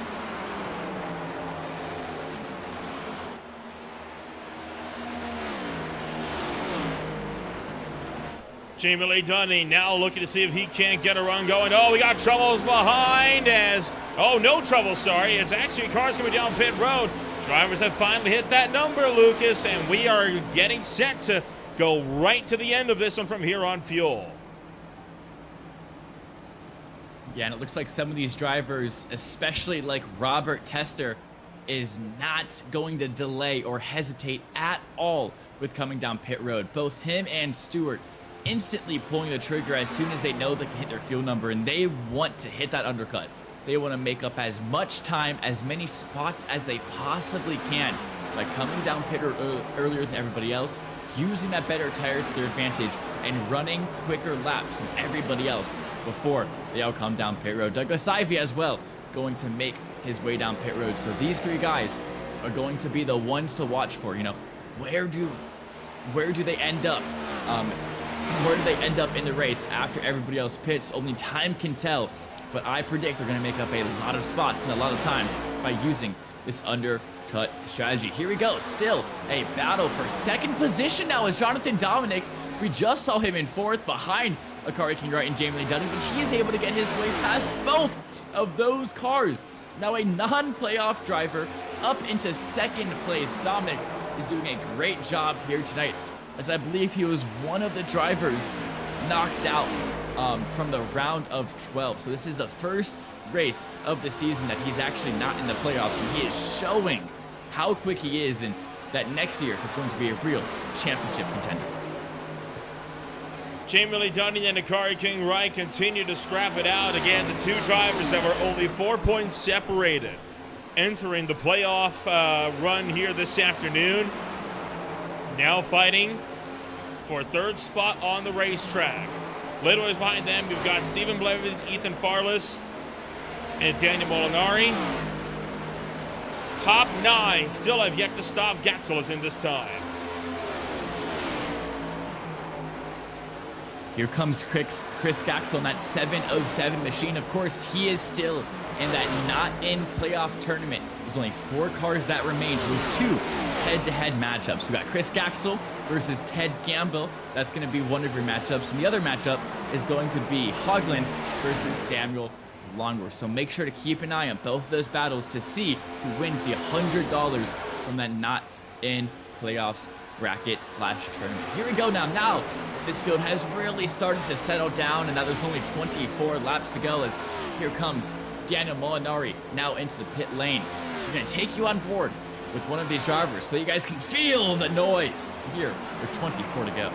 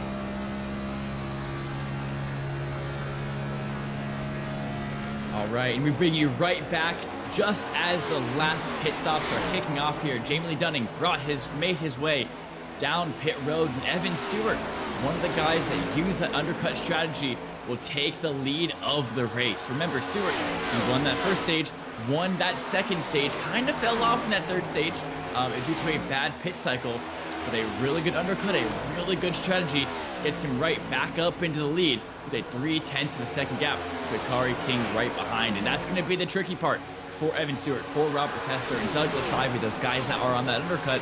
They're going to have much less fresh tires than all of the guys behind, and it's going to be a chase down on Evan Stewart. And oh! As they were fighting for the lead, Stewart and Kari King Wright are going to make contact. I said that there would be a chase down for the lead, and as it was happening, it's all going to implode here with 18 to go. Oh boy.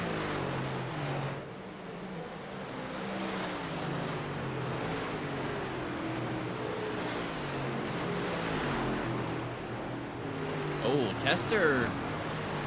I don't know if that's anger he's showing with the Kari King right there, but that didn't seem normal there, what Tester was just doing on the rear side of a Kari King right. Well, take another look at this. We did see it live.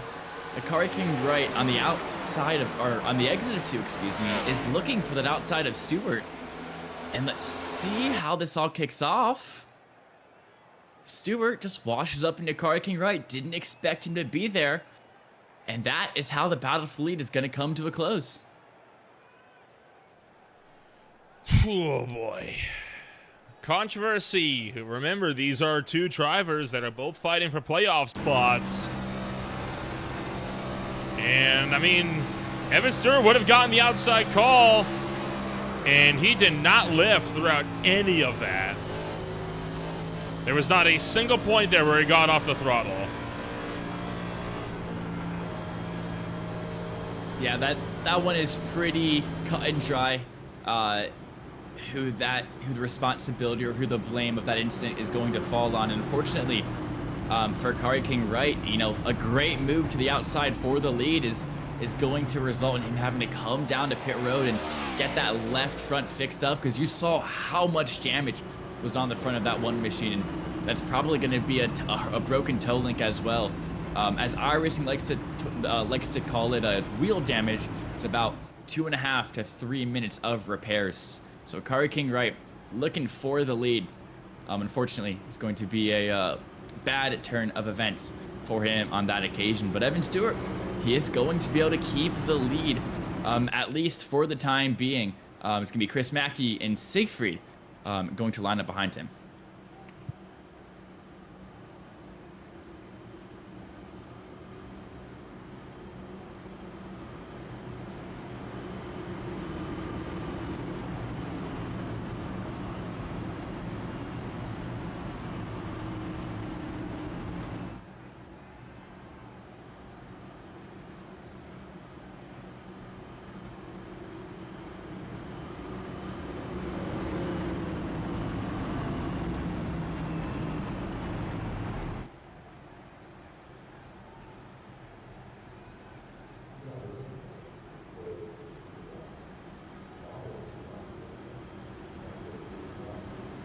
As they make their way around once more, it looks like the lights in the pace car are going to go off this time.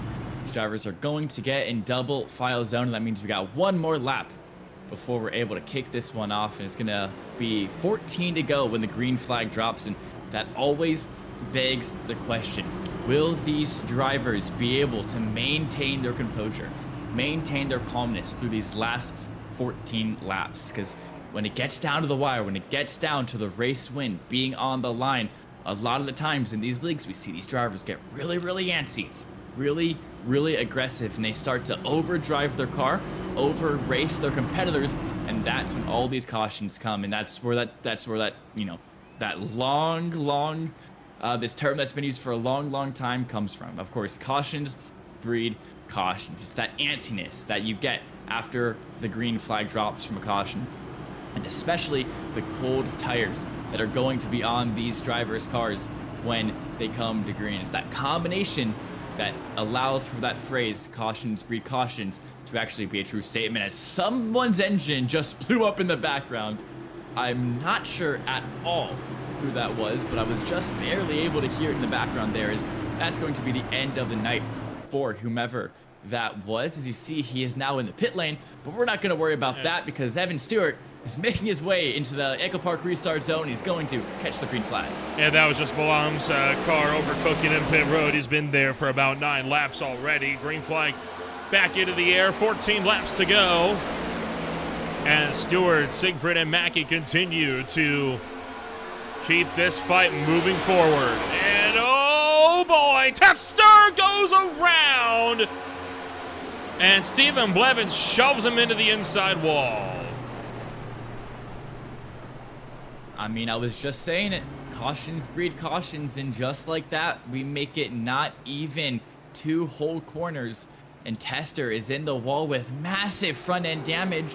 That's one of your playoff drivers. Don't forget, and he only came into this race 15 points to the good and hasn't picked up a single stage point yet so far. Tester needs a good finish, needs a good result to end this race, or he's going to be down in the weeds entering Auto Club next week. Let's take a look at how this all kicked off. Tester on the outside of Jonathan Dominics. As Dominics watch up the track. No, it's not that. Oh, Tester comes down onto Blevins. Tester's looking for a move down the back straight, and he is simply not clear. And it's an unfortunate wreck there for Blevins, as not a lot that 51 could do. But Tester looks like he got to the worst of it just by looking at the front end of his car.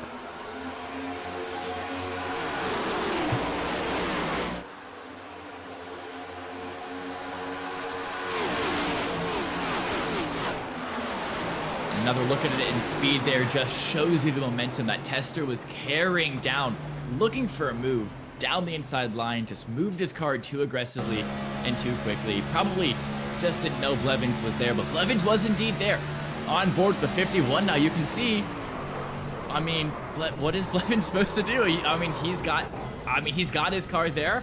I think Tester just didn't get the car inside call yet, or maybe he got the car inside call as he was moving down the track. But yeah, just really unfortunate there for Blevins, and just a lapse of judgment there for Tester. As I know Tester well. He's a good guy. He'll definitely probably take responsibility for that one, and apologize to the guys that got caught up in that wreck, as a very small lapse of judgment is going to put him all the way back into 13th position and into the pit lane for quite some time.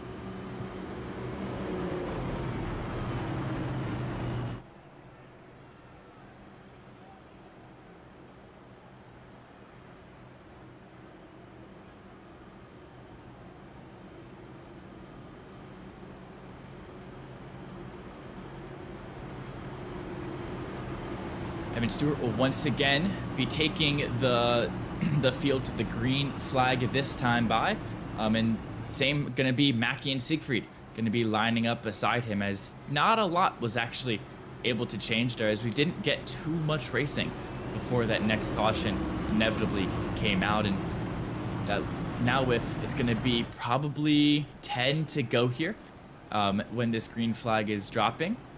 And it's going to be an all-out brawl for the end of this race, because don't forget, coming into this race, we have 8 drivers left in the playoffs, and they're all racing for those 4 coveted spots to see who will take the crown at Miami in just 3 weeks' time. Those 8 drivers are TJ Ivey, Evan Stewart, Robert Tester, Jamie Lee Dunning, Akari Kinwright, Chris Mackey, Joshua Siegfried, and Douglas Ivey. That was in order 1 through 8. And of course, you got your guys like TJ Ivey, who can't make it tonight. He's 24 points to the good, but he cannot make a race until Martinsville in 2 weeks' time. Then you have your guys like Douglas Ivey, who's 14 points outside of the cut line, and neither needs a win to lock himself into the top 4 for some really good results, some really good races, great stage points to push himself up and catapult himself up into the standings. Evan Stewart, 19 points to the good, got 2 stage wins here tonight. He is already looking very, very set for Auto Club, for Martinsville. And if he's able to win here tonight, like he's been showing the pace that he can definitely lock himself in here tonight. His biggest competitors at the moment looking to be Chris Mackey, who's been up there all day, very, very quick, and Joshua Siegfried, the hard charger of the day, up from 16th into 2nd place. He's up 14 positions so far. Those 2 are going to be his biggest competitors, as well as Jamie Lee Dunning in that 54 machine. He's the last driver in the cut line, only 4 points to the good. The 54 looking for a good result. But here we go. Barney's going to wave that green flag. Tester, or Stewart, excuse me, going to get a really, really good jump once again. Such a good jump that Siegfried able to jump onto Chris Mackey, moving his 2 machine up into 2nd place around that 10 machine. And Jamie Lee Dunning might just be forced in a 3-wide situation with Douglas Ivey and Jonathan Dominics behind.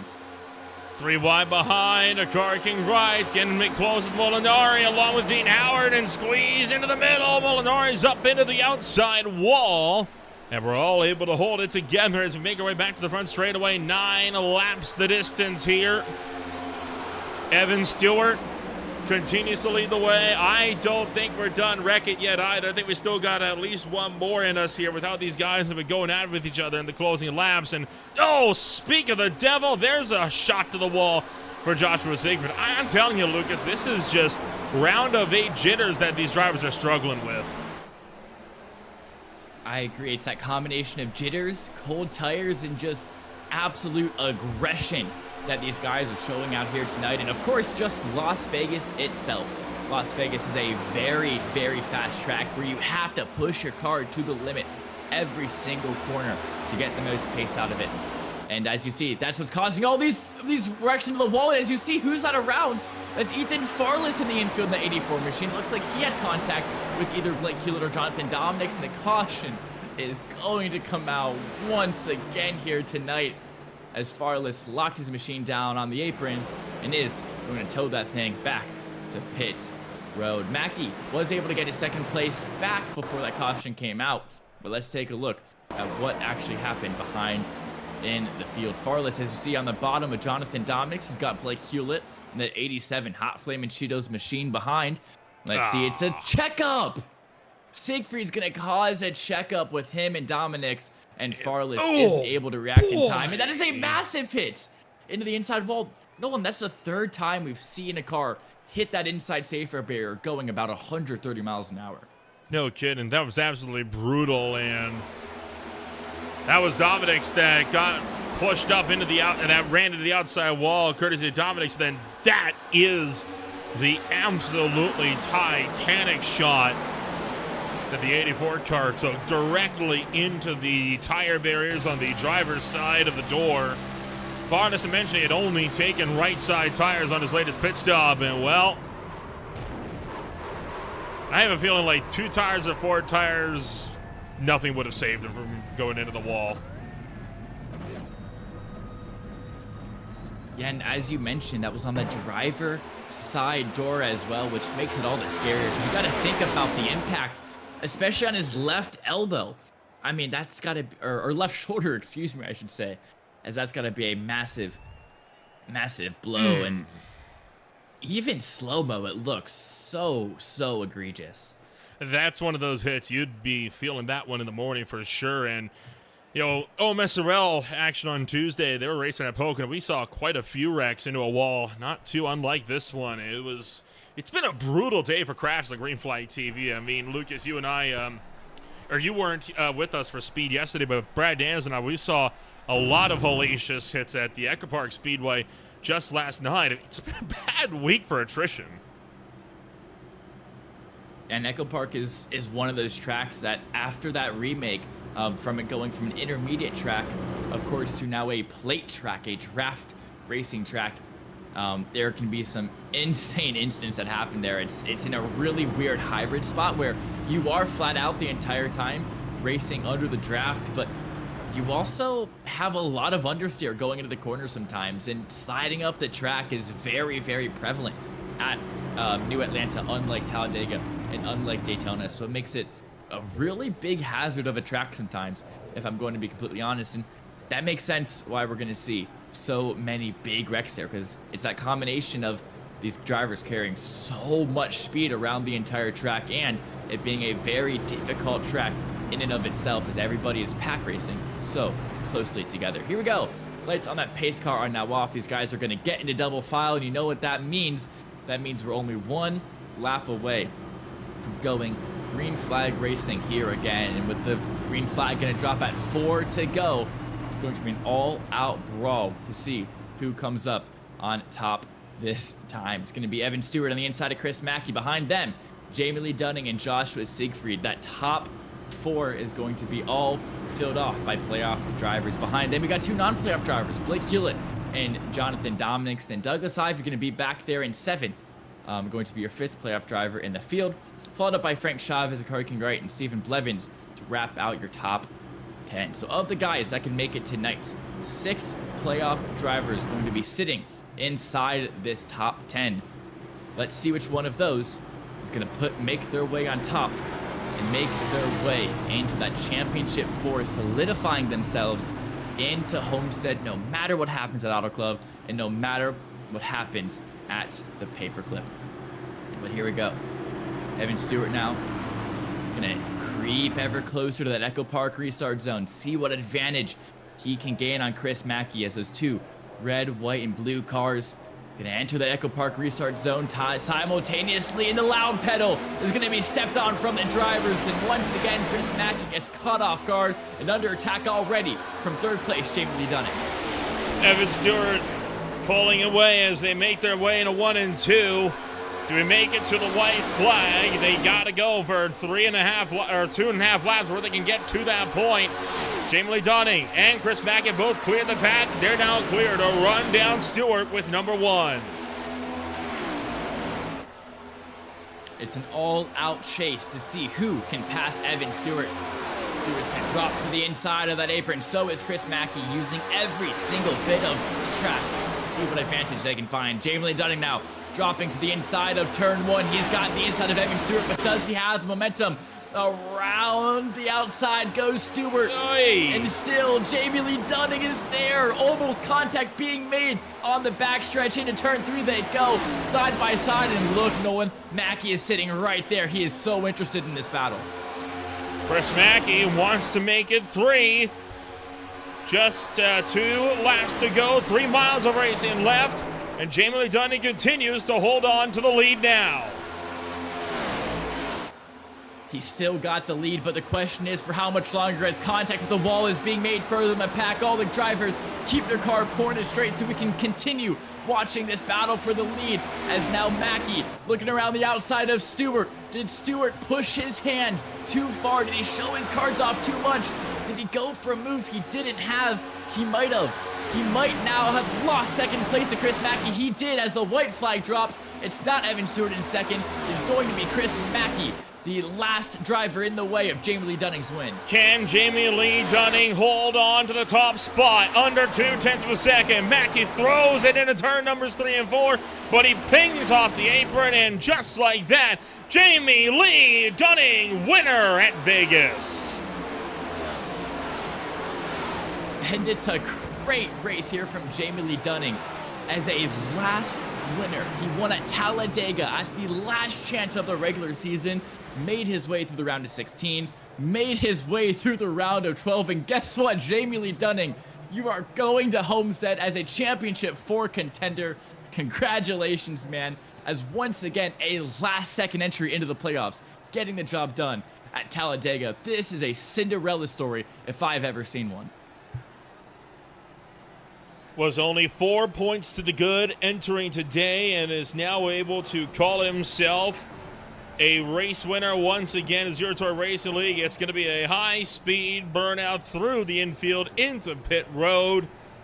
Celebrating in a big fashion as he has locked himself fully into the round of 4 in the final race of the season.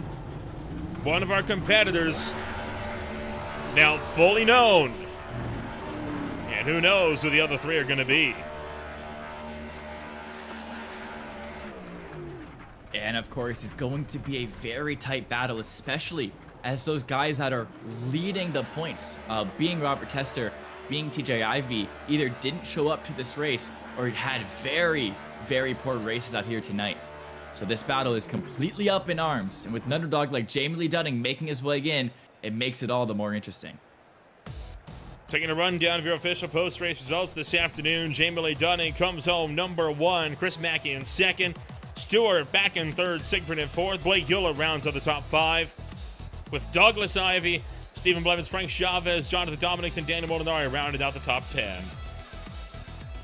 Here we go now in 11th position. It's going to be Dean Howard finishing out the race, and behind him, Akari King Wright dropping all the way down to 12th before this race comes to a conclusion. Chris Gaxel gonna finish in 13th, Robert Tester in 14th, and behind him, Ryan Matthews, Ethan Farless, Austin Guerrero, Ron Malam, Eric Morton, and Samuel Longworth wrap out your top 20 as there's only 2 more drivers left in 21st and 22nd. Let's see what drivers are going to be rounding out the field here tonight. It's Ted Gamble and Dave Shively. Boy, a absolute slugfest that we had this afternoon. Let's take a chance now to get a chit chat in with the drivers that come home numbers 1, 2, and 3 here at the end of the night. And Lucas, I'll pass things down to you. You've made the run down to the podium, and you have managed to catch up with our top 3 drivers this afternoon. Yes, welcome into the booth, Jamie Lee Dunning, our race winner here tonight. You locked yourself into the playoffs at Talladega, and now you've locked yourself in to the championship for at Homestead. How good does that feel? It feels amazing, guys. I mean, I was pumped. I thought Evan was going to be able to hold me off this, last, 5-6 laps that we had. I thought he was going to be able to hold it off because we were on the same tire strat there, and I don't know if he just got tight on exit, and I was able to get underneath and seal my way to the championship 4, baby. Yes, sir, you did. And talk us through how you were using those lines to your advantage, because it looked like the outside line was king out there once again. How were you able to just take that outside line and completely run with it? It was just trying to figure out what Evan was going to do. It was either going to block me down low and give me dirty air, or was he going to take me high? And I used the last 2 laps to figure that out on what he was going to do. And I knew he was going to try to block the air on the outside line. So I just shot it into 1 and 2 with 2 laps to go, hoping I can at least get a run and, do a little slide job action on the exit. And it worked out. It worked out in my favor. And then he tried doing it again. It was a great run by Evan. I thought maybe he was going to be able to get me, but, unfortunately the outside line was pretty dominant tonight. All right, then looking forward to Auto Club in Martinsville. You have no pressure on your shoulders. All of the weight is completely relieved. Talk us through how happy that makes you going into the next couple rounds, knowing that you can race completely for fun and you don't have to race under the pressure of making it into the top 4. It puts a lot of, takes a lot of pressure off me. I mean, Auto Club, it's going to be a dominant race on the outside line, closest to the wall. I mean, hardly any passing unless you can send it into the corners and try to wash up in front of somebody. Martinsville, I mean, short track racing, so tempers are going to be flaring, and we'll see what happens there. But I don't have to worry about it. It's great knowing that I don't have to battle my way into a top 4 spot to make championship. All right. Well, thank you so much for joining us up here in the booth and taking the time to talk with us. And we will see you next week, hopefully. And you know what? Enjoy your win. Do whatever celebrating you need to do. Just have to take the time and enjoy it. All right. Thanks, Lucas and Nolan. Have a great weekend, guys. All right. Well, thank you. That was, of course, Jamie Lee Dunning, your first place, your victor here tonight. And now we can bring up to the booth Chris Mackey. Welcome to the booth, finishing 2nd place. How was that there tonight? Came so close, but in the end, Jamie Lee Dunning was able to hold you off. Yeah, man. Big congrats to Jamie. That was an awesome race. It was fun. It was really fun. It was, people were having to move around. You're having to use your car to air block, and then when you're behind someone, you're having to find the clean air. That was a good race. I wish it would have stayed green. I do think I had a really good shot to win it if it stayed green, because I think I had a good tire advantage on Evan, and then a little bit of an advantage on Akari. And we had a few seconds back to Jamie after the pit cycle, and that's really who I was worried about the whole time, because he was fast all night, man. All night. I don't think he led a bunch of laps early, but he could just sit right behind you in your dirty air and keep pace with you, so he was quick. Just needed to stay green, but ultimately a good run, fun race, and we move on to next week. Yeah, now we can talk about your run of form. In the last 3 races you were at was Daytona, which you won, Texas, which you got 2nd, and now Las Vegas, another 2nd place. You have crazy momentum right now. How do you think that can propel you to the latter rounds of the round of 8 and even to the championship race at Homestead? Yeah, I mean, I like the momentum. I wish we were capitalizing on this momentum. I felt like just the last 2 races just needed, I needed probably 1 more lap at Texas because I had the tires. And then tonight I just needed to final restart. I really needed to be on the bottom lane. The top lane was dominant once you got heat in the tires. But, man, that travel in the front, restart on the top, it just didn't seem like it wanted to go. So really needed the bottom. But ultimately, good momentum. Excited for it. Just need it to carry one more week because I'm terrible at Martinsville. I've been trying to turn laps and put some practice in, but I really need Auto Club to go good, solid top 5, top 10, and just survive Martinsville. And I think we have a good shot. We set ourselves up nice tonight. Yeah, 100% you did. And for my final question, I mean, we talk about Auto Club. I think it's a very similar track to Las Vegas. You drive them very similar ways, how you lift off early, kind of ease the car down into the corners. So if you're quick around Vegas here tonight, I mean, that must make you feeling pretty confident for Auto Club next week. Yeah, I'm pretty confident there. I haven't won at Auto Club yet. I have won at Michigan, and I had a next-gen race in another league at Michigan like 2 weeks ago, and I led a lot of laps and lost it on fuel strategy again at the end. But to me, I think, Michigan and Auto Club go probably closest hand in hand. Vegas has some of the same, similar characteristics as far as how you run the corners and things like that. So definitely excited for it. Auto Club's always been a good track. So just put some practice in, show up next week, and just do the best we can, man. That's all you can ask for. All right. Well, yeah, thank you so much for taking the time out of your day to come and talk with us. And yeah, hopefully we'll see you back up here in the booth next week. Yeah, man. No, thank you guys. You guys taking time out of your nights to broadcast this. Thank you. Of course, yes. Thank you so much. And that was our second place finisher, Chris Mackey. And we would usually have an interview with our third place finisher, but I currently don't see him in the channels right now. So I think I'll send it back to Nolan to take us away. Well, we got a hold of Evan Stewart right at the last second here, so I will pass you on down to Evan Stewart now there, Lucas. Yes, here we go. Now I have caught up with Evan Stewart. Welcome into the booth, a third place finish for you here tonight. And I know you probably wanted more on the table, and Mackey was able to get past you with 2 to go as you were challenging with Dunning. Talk us through those last 4 laps there. I just didn't have the tire. One of these days I'll learn to stop taking 2 and sliding my box. I never had the race win in hand just because they were on much fresher. I don't know if they're on 2 or 4. I'm gonna go with that they were on 4, but they just had much fresher tires than me. So I knew once my right heated up that I was kind of dead in the water. If there was 2 laps left, maybe I win that race. But you just got to play your cards and take what you can get. And coming into this race, 19 points above the cut line with 2 stage wins and a 3rd place coming out of it. That is a massive haul of points. If I'm doing the math correctly, it would be 10 plus 10 plus 30, I believe, or maybe 33. Anyways, it's about 50 to 55 points here tonight. That is a massive overhaul, and that must make you feel very confident going into Auto Club in Martinsville. Yeah, realistically, it means I should be able to just, try and point my way in. But I do love racing Martinsville. I'm iffy at Auto Club, so I'm gonna practice, of course, and do my best. But I got Martinsville circled as short track. Gotta try and go at least 3 for 4 this year. Yeah, because I'm looking at your wins right here on my little notepad I see, and yep, you have one at Richmond, of course, being a short track, in Bristol are your 2 regular season wins. So I imagine that you'll be pretty quick at Martinsville and definitely have a lot of confidence going into the paperclip. Yeah, I tried to stay away from it in leagues, but I did some officials a long time ago, and I kind of grown to like it. So sometimes I just get on and lap it for fun.